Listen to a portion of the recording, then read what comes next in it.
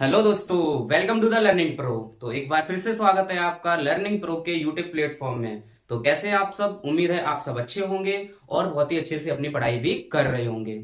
तो जैसा कि आपको बोर्ड पे दिख रहा है, आज हम लोग डिस्कस करने वाले हैं अपनी अगली क्लास, जो कि होने वाली है गोलीय दर्पण की स्फेरिकल मिरर। तो चलिए बिना किसी समय को गवाते हुए आज की क्लास को शुरू करते हैं प्यारी सी दो तीन लाइनों के साथ। तो कहते हैं कि पा ही लेंगे अपनी मंजिल को ठोकरें खा कर। पा ही लेंगे अपनी मंजिल को ठोकरें खा खाकर। ठोकरें कोई जहर थोड़ी ना है जो खा के मर जाएंगे। तो चलिए दोस्तों आज की क्लास को शुरू करते हैं। तो जैसा कि आप देख पा रहे हैं, गोलीय दर्पण। तो गोलीय दर्पण क्या है? गोलीय दर्पण, गोलीय दर्पण, गोलीय दर्पण कांच के,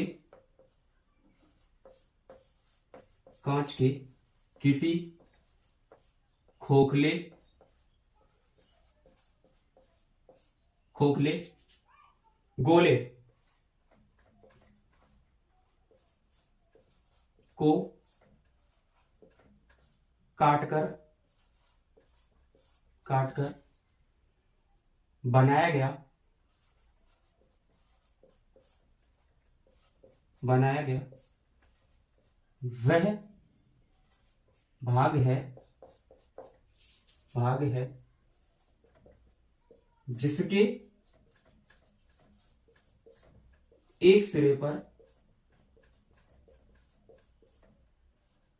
सिरे पर पॉलिश तथा दूसरा सिरा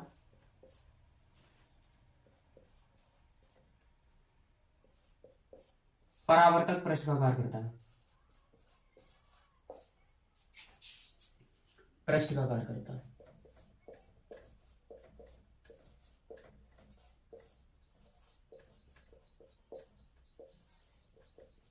कार्य करता है। तो ये डेफिनेशन हुई गोली दर्पण की। तो हम आपको बताएं अब गोली दर्पण कितने प्रकार के होते हैं। तो यहां पे हेडिंग डालेंगे हम लोग, types of spherical mirror.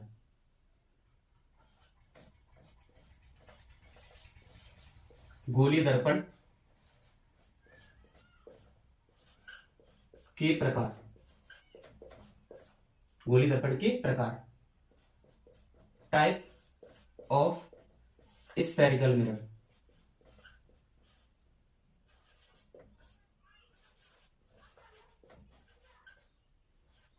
Mirror, ठीक है मेरे भाई। तो एक बार गोली दर्पण को हम लोग उसके टाइप्स को पढ़ने से पहले एक बार गोली दर्पण को ठीक से देख लें कि जैसे कि अगर हम लोग बात करें गोली दर्पण की, तो जैसे मान लो ये कोई गोला है, दिखा, ये है कोई गोला। अगर हम इस गोले को यहां से कट कर दें ऐसे, खोखला गोला है कांच का, इसे कट कर दिया। कट करने का मतलब ये हटा दिया हम लोगों ने इतना, ऐसे, कैसे, ऐसे हटा दिया। इसके बाद जो बनी हुई आकृति जो दिखा तुम्हें, इस सिरे पर हम चाहे इस साइड पे पॉलिश कर दें, ये ना कट गया, खोखला था, हट गया यहां से। तो अगर हम इस साइड पे पॉलिश कर दें, या फिर मेरे भाई इस साइड पे पॉलिश कर दें, किसी एक साइड पे पॉलिश करना है। अगर इधर कर दी तो, अगर इधर कर दी तो इधर मत करो, इधर कर दी तो इधर, इधर मत करो तो इधर कर दो। दोनों साइड में से किसी एक साइड पे पॉलिश कर दी जाए तो क्या बनता है? गोलीय दर्पण बनता है। उम्मीद है आप सब समझे होंगे। ठीक है मेरे भाई, चलो आगे बढ़ते हैं हम लोग। गोली दर्पण के प्रकार। तो गोली दर्पण के प्रकार ना दो प्रकार के होते हैं। ये गोली दर्पण दो प्रकार के होते हैं। नंबर एक, अवतल दर्पण,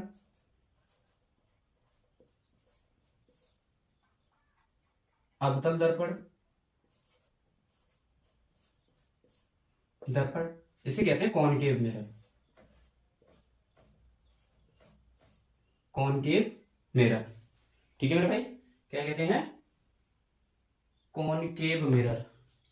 कॉनकेव की मीनिंग सही कर लेना मेरे भाई, कॉनकेव मिरर।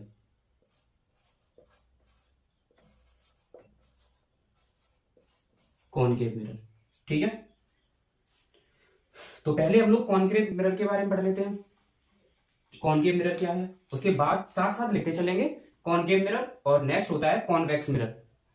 ठीक है, उत्तल दर्पण। तो पहले हम लोग कॉनकेव मिरर को लिखते चल रहे हैं। यहां पे लिख देंगे कि यह दो प्रकार के होते हैं। कितने प्रकार के होते हैं? यह दो प्रकार के होते हैं।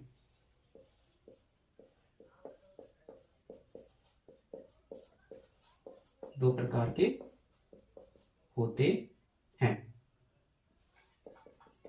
ठीक है मेरे भाई, चलिए आगे चलते हैं। अवतल दर्पण यानी कॉनकेव मिरर, ये क्या होता है? तो कॉनकेव मिरर क्या होता है कि अवतल दर्पण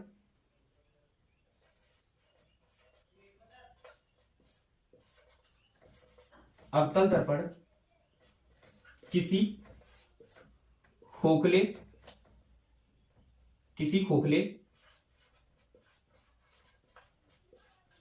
गोले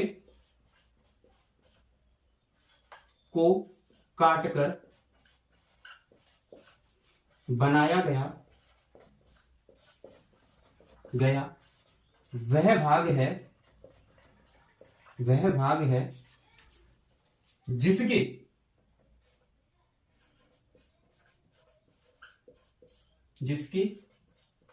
बाहरी सतह पर पॉलिश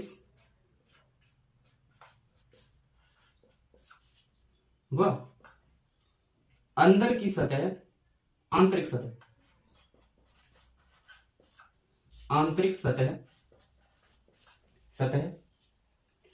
सतह परावर्तक पृष्ठ का कार्य करती है।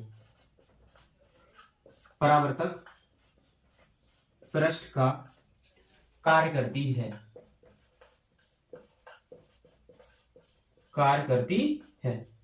ठीक है मेरे भाई। अवतल दर्पण किसी खोखले गोले को काटकर बनाया गया वह भाग है जिसकी बाहरी सतह क्या लिखेंगे मेरे भाई? जिसकी बाहरी सतह पर पॉलिश व आंतरिक सतह परावर्तक पृष्ठ का कार्य करती है। जैसे कि आप समझे एग्जांपल के थ्रू, इसका जो चित्र है उसे देखें ध्यान से। अवतल दर्पण किसे कहते हैं? ठीक है मेरे भाई, ये बन गया ऐसा, एक गोले को काट के बना दिया गया, इसकी बाहरी सतह पर तो पॉलिश कर दी है। पॉलिश किसकी करनी थी? कल बताया था, कई की जगह पे पारे की भी पॉलिश कर दी जाती है, जिंक ऑक्साइड का लेप, लाल ऑक्साइड। ठीक है, तो जैसा कि आप जिंक ऑक्साइड याद रखें। ठीक है मेरे भाई, चलिए तो पॉलिश कर दी इस पे। अब जो ये सतह है, ये इसका मुख्य छुआ, ये जो सतह है तो इसके ये परावर्तक सतह है। तो जैसे कि ये कोई प्रकाश किरण आई और टकराई, यूं चलेगी, ये हुई परावर्तक सतह इसका। ठीक है, मतलब इस साइड पे पॉलिश हो जाए, इस साइड पे क्या है? पॉलिश। ठीक है मेरे भाई, इस साइड पे पॉलिश और यहां पे क्या है? इस साइड पे पॉलिश कर दी जाए और इधर वाली साइड क्या है? परावर्तक पृष्ठ का कार्य करती है। यह क्या कहलाता है? अवतल। ये गलत लिख गया भाई। ठीक है मेरे भाई, अवतल दर्पण क्या कहलाता है? अवतल दर्पण कहलाता है। ठीक है मेरे भाई, आप समझे होंगे, यहां पे लिख दे रहे हैं हम लोग अवतल दर्पण। अवतल दर्पण। ओके, नेक्स्ट हम लोगों का नेक्स्ट है इनसे रिलेटेड जो भी महत्वपूर्ण डेफिनेशन है वो हम लोग अभी पढ़ेंगे, डिस्कस करेंगे। ठीक है, तो आगे आता है उत्तल दर्पण। उत्तल दर्पण,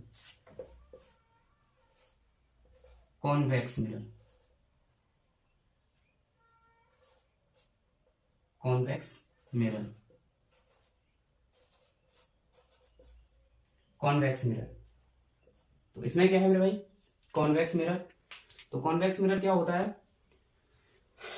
उत्तल दर्पण, ध्यान से देखेंगे, उत्तल दर्पण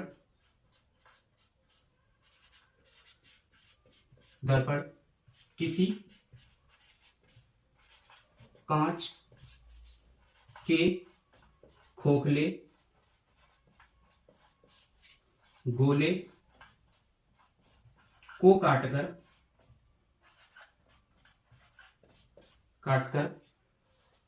बनाया गया वह भाग होता है होता है जिसके जिसके आंतरिक जिसके आंतरिक सतह पर पॉलिश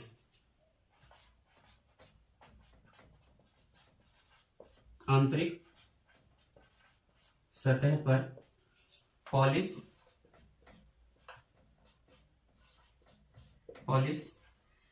व बाह्य सतह परावर्तक पृष्ठ का कार्य करती है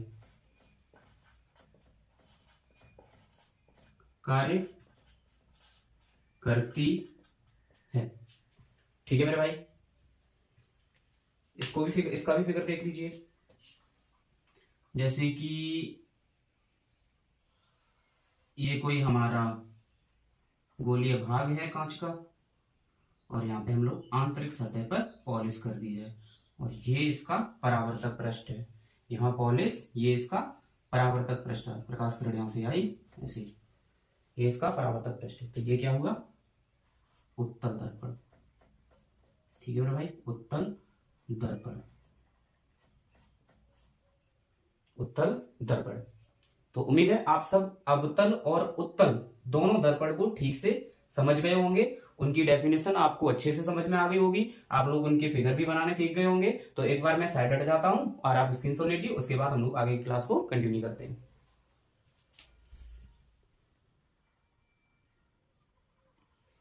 ठीक है भाई, उम्मीद है आपने स्क्रीनशॉट ले लिया होगा। तो चलिए इसे रख करते हैं और आगे की कहानी शुरू करते हैं।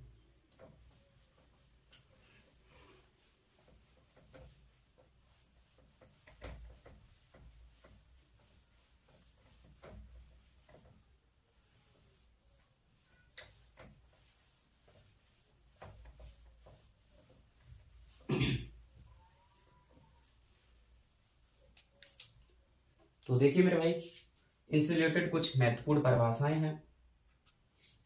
दर्पण से रिलेटेड कुछ परिभाषाएं।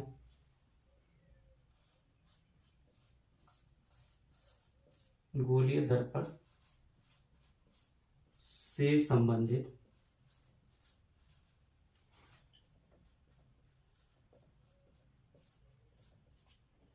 कुछ परिभाषाएं।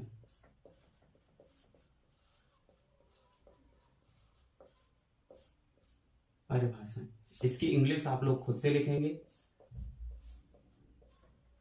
some definitions related of spherical mirror। ठीक है मेरे भाई, तो कुछ डेफिनेशंस हम लोग लिखते हैं। जैसे कि पहले हम लोग चित्र में सारी की सारी चीजें बना लेते हैं। जैसे कि ये हमने माना कोई अवतल दर्पण है, दोनों के लिए एक ही चीज है जी। यहाँ पे हमारा होता है ध्रुव, जिसे हम लोग P से नोट करते हैं, पोल। ये है ध्रुव। और जैसे कि अगर ये गोला कंप्लीट होता तो इसकी कहीं ना कहीं रेडियस होती। यहाँ पे होगा इसका सेंटर। ठीक है मेरे भाई, यहाँ कहीं होता है इसका फोकस F। ठीक है मेरे भाई, और ये है इसकी मुख्य अक्ष। तो मैं एक एक करके नोट कर देता हूँ। ये है मुख्य अक्ष, मुख्य अक्ष। ये रहा फोकस, ये रहा वक्रता केंद्र,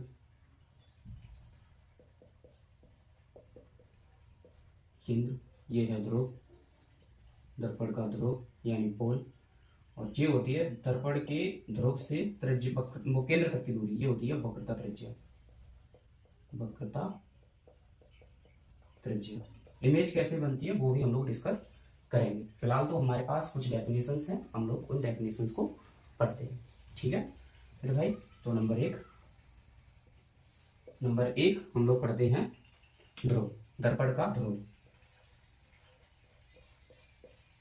दर्पण का ध्रुव, दर्पण का ध्रुव, pole of mirror, pole of mirror. ठीक है मेरे भाई, अब एक बार ध्यान से देखिए कि दर्पण का ध्रुव क्या है। दर्पण का ध्रुव ये जो बिंदु आपको दिख रहा है, जैसे कि मान लो कोई दर्पण है, उसका मध्य बिंदु किसी भी मिरर का मध्य बिंदु जो कि मुख्य अक्ष पर स्थित, ठीक है, मुख्य अक्ष पर स्थित वह बिंदु जो कि दर्पण का मध्य बिंदु होता है, उसी को हम लोग क्या कहते हैं, दर्पण का ध्रुव कहते हैं। तो यहाँ पे ध्रुव में क्या लिखेंगे, किसी भी दर्पण का मध्य बिंदु, दर्पण का मध्य बिंदु, दर्पण का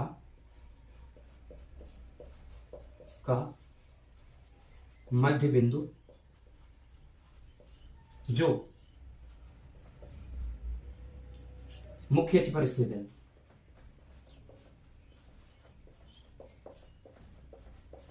पर स्थित होता है क्या कहलाता है, दर्पण का ध्रुव कहलाता है।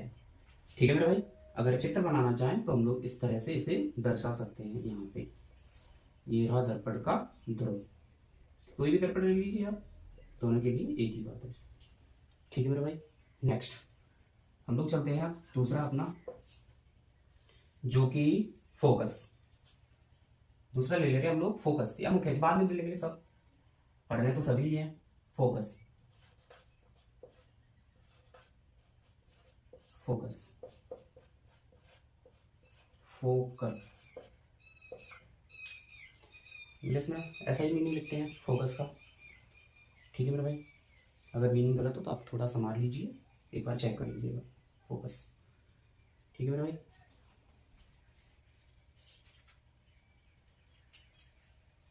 फोकस, ठीक, तो चलते हैं, इसे लिखते हैं। फोकस क्या है, मुख्य अक्ष के समांतर दर्पण में, दर्पण के मुख्य अक्ष के समांतर, के समांतर, मुख्य अक्ष के समांतर आने वाली किरणें, वाली किरणें परावर्तन के पश्चात, परावर्तन के पश्चात, पश्चात मुख्य अक्ष के जिस बिंदु से गुजरती हैं,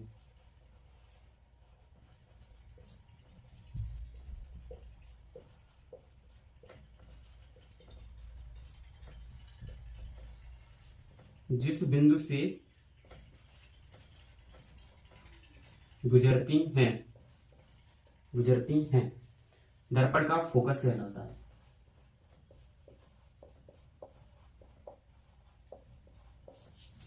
फोकस कहलाता है, दर्पण का फोकस कहलाता है। दर्पण के मुख्य अक्ष के समांतर आने वाली किरणें, आने वाली प्रकाश किरणें परावर्तन के पश्चात मुख्य अक्ष के जिस बिंदु से गुजरती हैं, दर्पण का फोकस कहलाता है। ठीक है मेरे भाई, एक बार आप लोग चित्र में देखिएगा, जैसे कि ये रहा हमारा कोई दर्पण,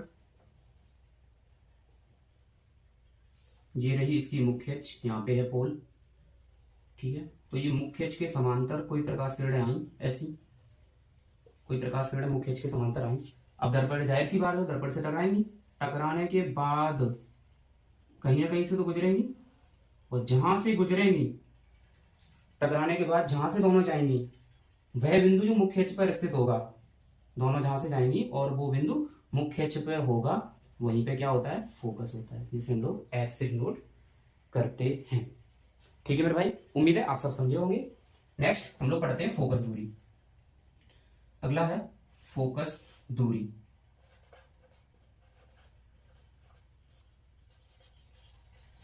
फोकस दूरी, focal length, focal length. Focal दूरी क्या है बेटा, फोकल लेंथ। तो फोकल लेंथ में पढ़ते हैं हम लोग, तो देखिए मेरे भाई, फोकल लेंथ आपने क्या देखा, ये पोल से यहां पे फोकस है, तो पोल से फोकस तक की दूरी फोकस दूरी। ठीक है मेरे भाई, यहां पे हम लोग लिखेंगे दर्पण से, दर्पण के, दर्पण के ध्रुव से फोकस तक की दूरी, फोकस तक की दूरी दर्पण की फोकस दूरी कहलाती है। दर्पण की फोकस दूरी कहलाती है, कहलाती है। ठीक है मेरे भाई, तो उम्मीद है आप सब समझे होंगे। जैसा कि इसका चित्र भी आप लोग बना सकते हैं, यहां देख लीजिए आप,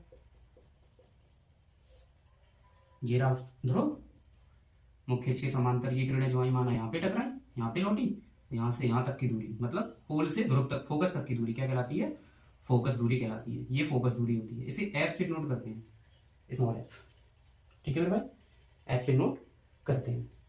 तो उम्मीद है आप सब इस चीज को समझे होंगे। एक बार मैं साइड हट जाता हूं, आप फिर से स्क्रीनशॉट ले लीजिएगा।